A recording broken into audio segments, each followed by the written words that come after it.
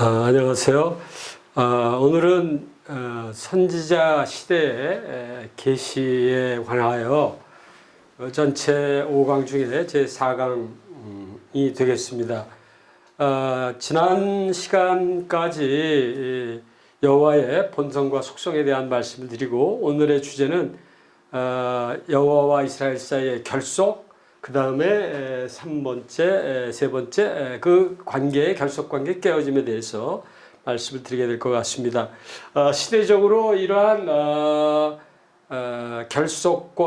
결속관계 깨어짐과 또 심판과 회복 뒤에 있는 내용들은 구약의 모든 선지자들의 이야기가 아니라 주로 8세기 때, BC 8세기 때 선지자들을 중심으로 그들을 통해서 계시된 내용을 가지고 다루도록 하겠습니다.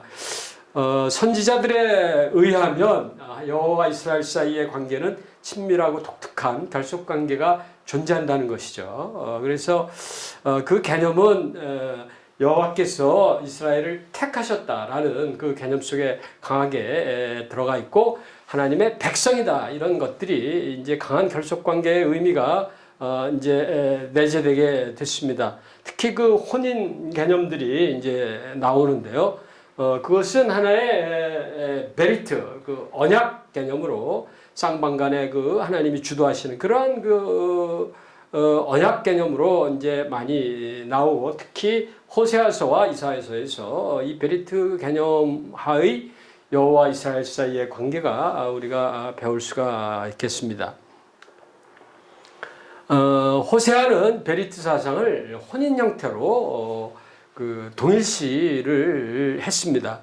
그래서 호세아 자신이 그러한 음란한 아내와의 삶, 또 그와의 통해서 나타난 자녀들, 거기에 붙여진 이름들이 이러한 그 하나님과의 백성들 사이에 그 베리트 개념을 그 자신이 자기가 이룬 그 가정 내에서의 개념으로 표현이 되어진 것입니다. 말씀드렸다시피 이 베리트 개념은 쌍방의 어떤 상호성을 강조하는 개념이죠. 그래서 이 결혼 비유는 이 에스겔서에서도 이제 이 시내산에서 하나님과 저희가 모세 시대 때 다루지 않았습니까? 일부에서 그 시내산에서의 그 첫 언약이라고 불렸던 그 베리트가 결혼 베리트로서 에스겔서 16장 8절 같은 곳에서도 계시되어졌습니다. 특히 이제 그 공의와 의로 빛나는 시온이라는 예루살렘을 뭐 뜻하고 이스라엘 백성을 뜻하는 그런 단어로 시온이 많이 쓰여지지 않습니까? 그래서 그 하나님의 신부로서 이렇게 표현이 되고, 또 이사야서 62장 같은 경우에도 시온이 신부로서의 결혼 이미지를 갖는 것으로 이제 묘사됩니다. 저희가 계시록 신약의 21장 9절에도 내가 신부 곧 어린 양의 아내를 내게 보이겠다 해서 마찬가지의 그 결혼 이미지로서의 그 베리트 개념이 신구약 모두 계시되어졌습니다. 그래서 호세아가 말하는 혼인 베리트로서의 그 개념은 연합의 이제 하나님과의 그 백성과의 개념인데, 다음과 같은 5가지 정보를 제공을 한다 볼 수가 있습니다. 그 연합이 백성과 하나님 사이 연합의 기원이 여호와의 편에 있다는 것, 또 그것에 대한 명확한 결혼과 같이 역사적 시작이 있다는 것, 그 다음에 이스라엘이 백성이 그 자의로 그 관계에 들어갔다는 것, 그게 뭐 베리트 개념의 쌍방간이니까요. 그 다음 네 번째는 그 법적으로 규정된 관계라는 것, 그 다음에 그것이 하나의 민족적인 한 개인이 아니라 베리트라는 것, 이런 개념들이 나와 있는데요. 하나씩 좀 살펴보면 짧게 그 기원이 여호와께 있다는 것은 하나님께서 선택을 이렇게 먼저 하시는 모습이 나와 있기 때문이죠. 이때 하나님의 선택의 깊이와 그 가치를 나타내주는 표현이 알다라는 야다, 한번 모세 시대 때도 말씀드렸던 것 같은데요. 이 야다, 영어단에 뭐 know라는 to know라는 단어도 있지만 여러 가지 뜻이 있습니다. 뭐 통찰하다라는 의미로도 번역도 되고, 이 야다의 폭넓은 의미 가운데 특히 그 깊이를 가지고 체험적이고 실제적이며 또 애정이 담긴 그러한 뜻의 의미로서 하나님께서 이 의미로서의 이 야다, 내가 안다, 특히 내가 광야 마른 땅에서 너를 알았다, 이렇게 표현하셨던 것은 하나님의 깊이 있는 또 실체적인 그러한 의미의 깊이가 있어 하나님께서 그 기원을 두고 있습니다.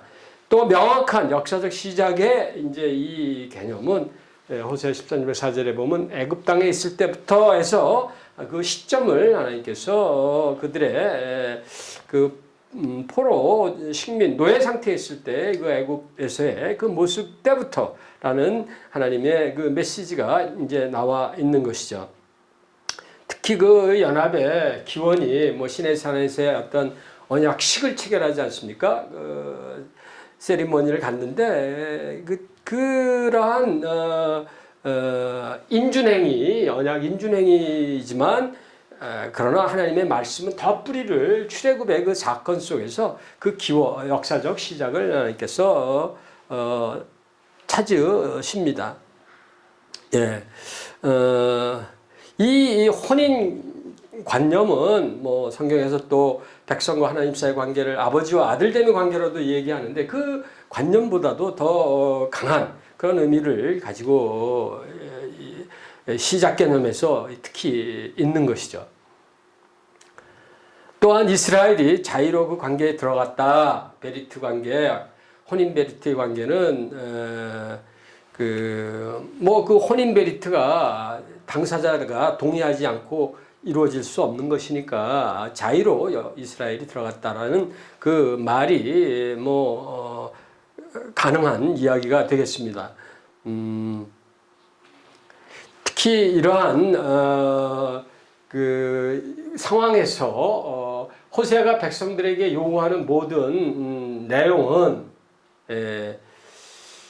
희생 제사가 아니라 여호와를 알라라는 권면을 호세아서 4장 6절에 특히 하는데요. 이 자의적인 것이기 때문에 이러한 요구도 이제 당연히 선지자로서는 할 수 있는 것이죠. 내 백성이 지식이 없으므로 망하는도다. 아까 그 알다, 야다라는 히브리어 동사의 그 깊이 있는 하나님을 체험적으로 알고 인격적으로 만나는 애정 어린 이러한 개념들이 이제 이 자의적인 것에는 항상 필요하지 않습니까? 그래서 그것이 이론적인 지식이 아니라 실질적인 면식, 면대면을 대고 이렇게 확인이 가능한 체험적인 그런 개념에서의 그 친밀한 지식을 기반으로 하는 그 자의성을 이제 촉구를 했다고 볼 수가 있습니다. 그리고 말씀드린 대로 법정적 개념이 존재하는데요. 혼인은 뭐 당연히 혼인법 아래 존재를 하기 때문에 그 구체적인 혼인의 약속들을 어긴 상태가 되면 죄책을 갖게 되는 것이죠. 그래서 호세아서 4장 1절에 보면은 여호와께서 이스라엘과 그 법적인 논쟁을 이렇게 벌이시는 대목이 여기 나오는데요. 그들이 내 베리트를 어겼다, 내 율법에 반항했다 해서 이 베리트 개념이 혼인 베리트 개념이 그 율법 토라죠. 그 개념과 항상 묶여서 이렇게 있음을 우리가 알 수가 있겠습니다. 또한 그것이 민족적인 베리트 성격을 갖는데요. 이스라엘이 민족을 형성할 그 시점에 이제 출애굽 시점이 되겠죠. 이스라엘이 어렸을 때라고 이렇게 표현을 하나님께서 하셨는데 애굽에서 불러냈다 이렇게 이야기를 하시면서 그 민족 전체를 한 단위로 하나님께서 말씀하시고 또한 여호와께서 남편이고 이스라엘이 아내의 그 혼인 베리트의 관계 상대 대상이라면은 그 개개인 이스라엘 사람들은 여호와의 자녀들이다라고 또 저희가 말할 수가 있겠습니다. 그러한 개념은 호세아서 2장 1절을 통해서 우리가 알 수가 있습니다. 자, 그래서 이러한 결속 혼인 베리트의 개념에 준한 그 강한 결속 관계가 이제 드디어 하나님의 진노하신 가운데 이르는 그 관계의 깨어짐이 이스라엘 죄악으로 말미암아 나타나는데요. 선지자들이 다룬 이스라엘의 죄목은 크게 세 가지를 집중적으로 말하고 있는 것 같습니다. 민족의 집단적인 그 죄악이 있었고요. 또 예배 의식의 그 부패성, 그 다음에 사회적으로 만연된 죄에 대해서 말씀을 이제 주로 다뤘는데, 그러한 것들 초기 선지자들, 방금 말씀드렸던 초기 선지자들이라는 건 이제 글로써 예언의 말씀들을 남긴 저희가 뭐 호세아나 이사야서나 미가나 이런 아모스나 이런 분들 때 그 이미 이 하나님과의 이 결속 관계 베리트가 깨질 것이다, 정지될 것이라는 것이 예언도 사실은 되어 있었습니다. 또 그러한 우려를 모세 시대 때 모세가 신명기나 이런 데 보면은 깨지게 될 때 일어날 그 하나님의 징계 이런 부분들도 언급이 되어 있지 않습니까? 그래서 먼저 첫 번째 이 민족의 집단적인 그 죄는 뭐 아모스의 말씀들이 이제 언급이 되어 있습니다만은 2장 6절 8절 같은 데 보면 이스라엘에 서너 가지 죄가 있다 이야기하시면서 은을 받고 의인을 팔며 실한 켤레를 받고 가난한 자를 팔며 이 백성들이 이게 만연이 되어 있다는 것이죠. 힘없는 자의 머리를 발로 밟고 연약한 자의 길을 굽게 하고 아버지와 아들이 뭐 한 젊은 여인에게 다니고 여호와의 이름을 더럽혔다라고 말씀하시죠. 또 모든 제단 옆에서 전당 잡은 옷 위에 눕고 그들의 신전에서 벌금으로 얻은 포도주를 마시고 이런 행위가 북이스라엘의 그 우상을 두었던 그러한 그네들은 뭐 여호와의 상이라고 주장했지만 그곳에서 이러한 그 파렴치한 행위들을 벌렸던 이 사회적인 민족적인 이런 집단적인 죄악에 대해서 날카롭게 질책을 할 수밖에 없었던 것이죠. 그래서 이제 하나님께서 너 아모스 선지자에게 내 백성 이스라엘에게 가서 나의 뜻을 전해라 이렇게 말씀을 하신 것입니다. 이 8장 2절 아모스에 보면은 하나님께서 여름 과일 저희가 잘 아는 한 광주리를 이렇게 보여주시지 않습니까? 이제 그 때가 이스라엘의 끝이 이르렀다. 하나님께서 내가 다시 용서하지 않겠다. 그래서 그 관계의 깨짐을 이제 말씀을 하고 계십니다. 그래서 이 구약에 저희가 이 하나님의 징계에 대해서는 집단적인 그 집단주의 개념을 생각해 볼 수가 있는데요.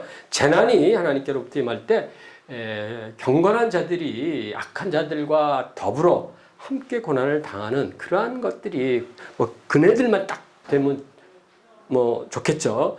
그래서 이러한 성격이 하나님의 징계에는 집단주의 개념이 있다라는 것을 뭐 달리 말하면 형벌의 연대성 이 결국은 뭐 죄책의 연대성으로 말미암아 이제 나타나게 되는 것이죠. 그러니까 사회적인 저희가 이 공의 개념이 정의와 공의 개념이 미시파트와 그 ጼ데카 아까 말씀 잠깐 드렸던 그런 개념들이 굉장히 사회에 중요합니다. 일부만 이렇게 정직하게 산다는 것이 아니라 우리가 빛된 삶을 사는 것이 중요한 것들을 이 구약에서 이러한 것을 통해서 저희가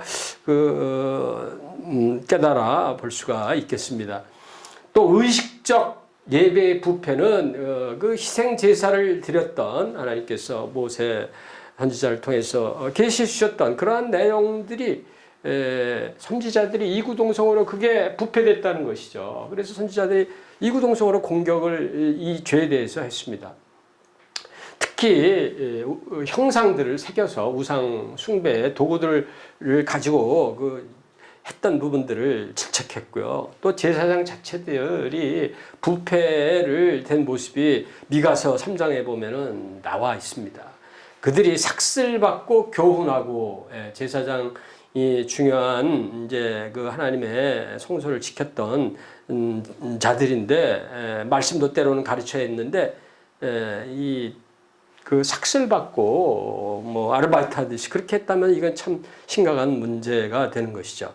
또 선지자가 제사장뿐만 아니라 돈을 위해서 점을 쳐준다 이렇게 이야기가 되어져 있습니다. 이건 뭐 하나님께로부터 오는 그러한 계시가 아니겠죠. 그래서 이 재앙이 임할 수밖에 없다. 이 깨질 수밖에 없는 것이죠.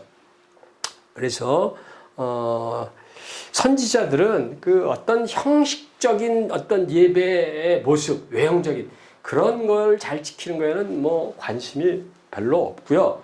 오로지 그 본질적인 영적인 의미의 원리들을 추구를 했음을 아모스서 4장 4절 5절에 4절에 여기 소개를 하나 드리는데요. 이런 표현들이 있습니다. 11조 드리는 자들의 3일마다 11조를 드리지 않는다고 그들의 왜곡된 열심을 조롱을 했습니다. 뭐 3일 한 번씩 11조 드려야 하지 않겠어? 이런 식으로 아모스가 선지자가 조롱 섞인 말로 이야기를 했던 것이 이제 기록으로 이제 남겼던 것이죠. 그렇게 할 필요가 없는 것이라는 것이죠. 사회적 죄에 대해서는 하나님의 백성에게는 경제적 정의보다도 더 높은 그런 규범들이 있습니다. 이스라엘 사람은 외국인들과의 거래에서 이자를 취할 수 있지만 동료 이스라엘 백성들에게는 이자를 취할 수 없는 그러한 법들이 하나님에 의해서 제정되어 있죠. 물론 뭐 현대사회에서는 적용하기는 부적절하다 생각이 듭니다만은 그렇지만 당대 하나님의 이 규범은 굉장히 이스라엘 백성에게 선택받은 이스라엘 백성에게는 높은 수준의 경제적 정의 구현을 요청하셨던 것이죠. 특히 또 사회적 죄 중에 이런 것들이 이제 그 당시 깨졌다는 이야기고 앞서 저희가 살펴보았습니다만은 도시에는 도시란 단어가 뭐 구약에는 성이란 단어로 표현이 되어 있지 않습니까? 그래서 울타리를 짓고 거기서들 모여 살았는데 그 도시에는 도덕적 그 악이 밀집되는 곳으로 성경에 이렇게 묘사를 하고 있습니다. 그러니까 도시들이 정죄를 받게 되는 것이죠. 뭐 그래서 그럴지 모르겠습니다만은 메시아가 탄생하시는 곳이 이런 대도시가 아니라 성이 아니라 베들레헴 같은 시골 마을이라고 성경이 이렇게 기술을 하고 있고 또 사실 뭐 다윗이라는 다윗 왕 자신이 그러한 시골에서 출생했음을 저희들이 하나님께로부터 부름받았음도 뭐 좀 다소 관련이 있지 않는가 이런 생각을 저희가 해볼 수가 있습니다. 그래서 왜 도시가 이런 죄악이 만연된 곳이 될 수밖에 없는가에 뭐 여러 이유들이 있겠지만 그 중에 하나는 이 견고한 건축을 이렇게 외벽으로 이렇게 하기 때문에 그것이 하나의 전쟁을 일으키는 또한 수단도 되고 어떤 그 하나님을 대적하여 자기들끼리 의지하는 그런 어떤 반역적인 그런 정신을 뭐 대변하는 그러한 곳으로서 이 미가서 5장 10일이나 창세기 4장 17절 같은 데 보면은 저희들이 그 힌트를 발견을 할 수가 있는 것이죠. 이러한 사회적 죄의 책망은 부한 자들과 가난한 자들, 힘 있는 자들과 힘없는 자들이 서로 차별하는 서로 특히 뭐 가진 자, 강한 자들이 그렇게 하죠. 그런 병폐가 있는 것이고요. 사실은 뭐 그 부자들이 가난한 자들을 해치는 정황 그 자체가 아니라 그 이러한 사회적 병폐를 통해서 반사적으로 드러나는 여호와 하나님께 무례를 저지르는 그러한 사실을 곧 여호와의 권리가 훼손되는 것을 선지자들은 예리하게 질책을 했습니다. 그러니까 모든 본질이 하나님 인간적인 어떤 사회적인 시스템의 어떤 그것 자체의 문제라기보다 그것을 통해서 하나님께 무례를 범하는 이러한 것들입니다. 뭐 다르게 표현하면 그것은 곧 무절제요 불신앙적인 뭐 태도죠. 하나님께서 결코 수용하시기 어려운 것들입니다. 그래서 선지자들은 이 종교적인 늘 관점에서 이제 바라보았던 것입니다. 호세아의 이러한 이제 하나님과 이스라엘 백성의 깨짐에 관한 그 죄에 대한 논을 이제 저희가 이제 앞서 이사야 선지자를 중심으로 해서 살펴보았고, 호세아의 죄로는 4가지 소개를 드렸습니다. 다른 신을 섬기는 죄. 그래서 혼인관계에 기반해서 다른 신을 섬기는 것을 그 음란한 행위로서 그렇게 표현을 호세아 선지자는 했습니다. 또 우상에게 드리는 제사 의식 그런 거 아침 이슬 같은 그런 모습을 아침 이슬 같은 헤세드다. 그 헤세드로 그 인자 그게 뭐 하나님 섬기는 인자하신 마음을 갖고 하는 거지만 그거는 뭐 금세 사라져버리는 깊이가 없고 그 겉모습에 겉만 있는 그런 것으로 이야기를 했고요. 또 부유함과 사치를 구하는 죄에 대해서 그거는 육적인 것을 사랑하는 것이니까 여호와에 대한 그 사랑에서 이미 이탈된 것으로 호세아 선지자는 보았습니다. 뭐 현대의 삶도 우리가 신앙생활에서 마찬가지 적용을 해볼 수가 있겠습니다. 부유함과 사치를 지속적으로 더 강하게 구하는 그러한 태도는 뭐 하나님의 사랑에서 이미 괴리된 것으로 저희가 볼 수밖에 없을 것입니다. 또한 이스라엘의 정치적인 죄에 대해서 언급을 했는데요. 그 외교적으로 당대 그 중동 고대 중동의 강자였던 이 아수르라는 제국의 도움을 이스라엘이 요청을 했던 그런 것들이 이제 호세아서 5장 13절에 언급이 되어 있는데 그것을 하나님께서는 이스라엘의 교만으로 본 것이죠. 이 교만이라는 부분은 자기를 의존하는 뭐 하나님을 의지하는 것은 그런 심령과는 반대되는 태도죠. 자기가 주도적인 뭐 외교를 강자를 구하는 것도 자기 주도적인 결정 아닙니까? 의사결정. 그래서 이러한 이스라엘의 정치적인 외교적인 그러한 교만이 하나의 정치적인 죄로 볼 수가 있겠습니다. 그리고 호세아 선지자는 무엇보다 죄를 하나의 그 성향으로 보았습니다.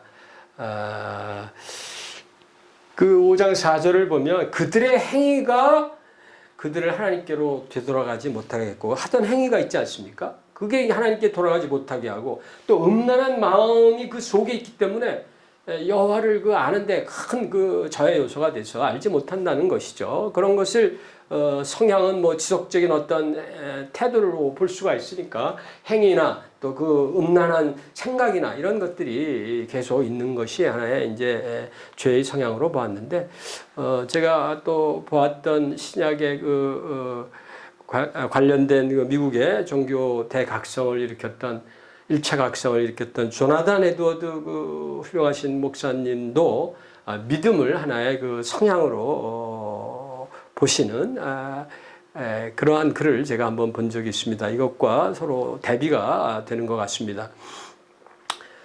그리고 호세아서 7장 8절에 보면 아주 흥미로운 표현이 나와 있는데요.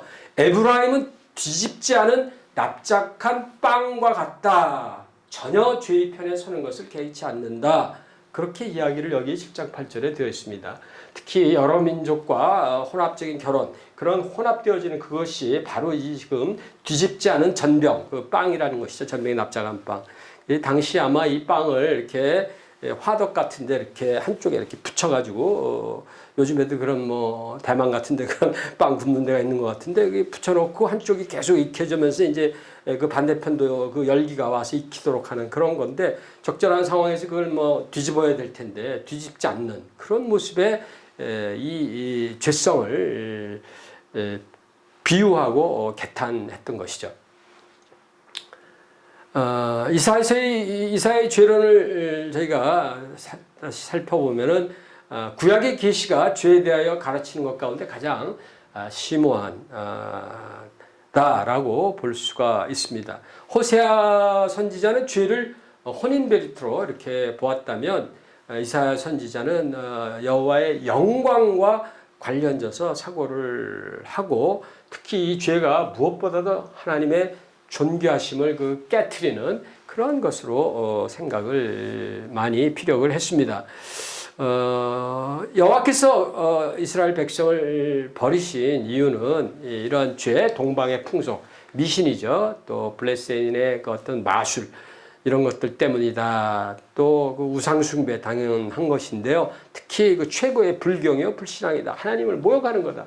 하나님의 영광을 가리는 것들이고 또 그 외에도 사회적인 그 죄악상으로 사치와 부기, 뭐 현대에서 특히 이런 부분들 현대인들 신앙인들은 좀 주의해야 될 것 같고 특히 군사적 교만, 뭐 현대에도 과거보다 훨씬 더 군사적 그 힘을 역량을 키우는 그런 부분들이 자체 교만으로 갈 수가 있는 이런 부분들이 함께 하나님에 대한 불경으로서 이제 언급이 되어집니다. 특히 연회를 즐기는 유대인들에 대해서 날카롭게 꼬집었는데요.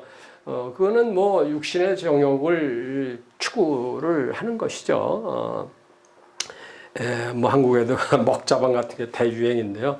여호와의 일에 관심이 없고 그의 손으로 행하시는 역사에 전혀 개의치 않는 태도로 이제 그게 지속된다면 이러한 것들이 즐기는 게 지속된다면 그렇게 볼 수가 있겠습니다. 예. 또 제사장이나 선지자들도 그렇게 술에 취한 상태에서 온갖 추한 모습들을 보였던 것 같습니다. 그래서 이사야는 이렇게 술 취하는 일이 불신앙적이고 부패한 것이다. 뭐 신약에도 그런 언급이 나와 있습니다만은 그 이유는 술 취하게 되면 신적인 영적 실체들에 대한 지각이 둔탁해지는 것이죠. 그래서 사람을 짐승처럼 만든다. 실제 뭐 저희들이 술 과도하게 취한 사람들의 모습이 바로 이렇게 의식이 불명 상태까지 뭐 짐승 표현도 때로는 이렇게 뭐 가능한 그런 상황으로 만드는 것을 어렵지 않게 목격할 수가 있겠습니다. 또한 두드러진 또 다른 죄의 형태는 아까도 나왔지만 교만, 본질상 자기를 신격화하는 교만은 그 뿌리가 자기 신격화라고 볼 수가 있겠습니다. 그래서 이사야서 14장에 보면은 교만의 죄의 최고의 신뢰가 이제 바벨론 그 왕에 대한 이야기 가운데 드러나게 됩니다. 너 아침의 아들 계명성이여. 이건 바벨론 왕에 대해서 이야기를 하는 건데 하늘에서 떨어져서 너 열국을 엎은 자여 어찌 그리 땅에 찍혔는고 해서 그가 하늘에 올라 하나님의 뭇별 위에 내 자리를 높이리라. 그래서 하나님과 뭔가 높음을 경쟁하는 그런 모습으로 지극히 높은 이와 같아지려는 그런 시도들에 대해서 교만의 극치를 하나님께 대한 그 도전으로서 이렇게 언급을 했는데요. 이러한 그 서술이 이런 바벨론 왕에게서 그러한 모습이 사탄적인 모습으로 이렇게 보고 이 계명성이 사탄의 한 모형으로서 흔히들 이 사탄에 대한 그 뿌리를 얘기할 때, 그 속성을 얘기할 때 이 이사야서 14장의 12절의 말씀에서 14절 말씀을 가지고 통상 이야기를 합니다. 또 계시록에 보면은 9장 1절에 보면 다섯 천사가 나팔을 불매해서 내가 보니 하늘에서 땅에 떨어진 별 하나가 있는데 그가 무저갱의 열쇠를 받았더라 해서 이 별과 계명성이죠 여기서. 그래서 사탄을 연계한 그러한 개념을 저희들이 볼 수가 있습니다. 여기서 그 불려진 바빌론의 왕이 계명성이라 불리기 때문에 그 아까 여기 뭐 사탄적이다 했을 때 통상 사탄이 루시퍼라는 그러한 명칭을 얻게 된 것이죠. 또한 이사야가 책망한 다명시 죄들은 탐욕과 압제의 죄였습니다. 당시 시대적으로 상업적으로 그 번영을 하는 그러한 시대에 BC 750년 전후에서 이스라엘에 이러한 병폐가 많이 조장이 되었습니다. 원래 가나안 초기는 삶의 초기는 농업에 주로 이제 그 뿌리를 두었는데요. 그래서 부유한 상인 계급이 등장하면서 가난한 채무자들을 그 옛 토지에서 추방을 하는 그런 윤리적인 악을 범했고, 이 땅의 주인이 사실은 구약은 하나님이시죠. 여호와께서 백성에게 토지 사용권만을 허락해 주셨는데 자기들 마음대로 그렇게 쫓아내는 그러한 일들이 해서 이 가난한 자들이 이제 땅이 없으니까 사실은 그 땅에서 얻는 것들을 통해서 희생 제물도 가지고 가야 되고, 이러한 일들이 종교적 삶의 실존이 이제 그 기반이 무너져 버리게 되는 것이죠. 참으로 안타까운 일들이 이제 그 당시 벌어진 거, 하나님 도저히 좌시할 수 없었고 깨트릴 수 관계의 깨짐을 이제로 갈 수밖에 없던 것이죠. 당연히 절기에도 그 쫓겨난 백성, 땅이 없는 백성들은 예물을 코르반을 가지고 갈 수가 없었기 때문에 그러한 일들이 이제 하나님의 이사야 선지자는 이러한 것들을 질타할 수밖에 없었을 것입니다. 선지자들이 역사적으로 이제 바라본 이스라엘의 죄는 구약 역사 전체를 통틀어서 그것이 선지자들은 하나님께로부터 계시로 이러한 것들을 초자연적인 요소로서 받았기 때문에 백성들의 그 삶이 이교도적인 그 경향들이죠, 그것이. 그래서 싸울 수밖에 그들과 없었던 것입니다.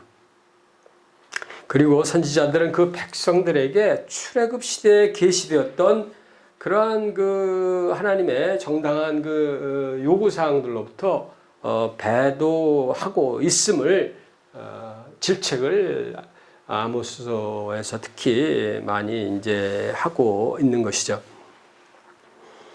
이스라엘의 이러한 죄는 가나안 입성 전 시대로부터 있었음을 알 수가 있습니다. 애굽으로부터 구원받자마자 이사야 선지자 63장 그 10절에 보면은 반역하여 하나님의 영을 근심케 하였던 그런 모습이 기술이 되어져 있습니다. 오늘 시간은 이스라엘과 하나님 간의 그 결속 관계가 깨지게 된 그 원인을 호세아 선지자의 죄론과 이사야 선지자의 죄론을 통해서 살펴보았습니다. 수고하셨습니다. 감사합니다. 꿈꾸어왔던 미래가 그 한없는 사랑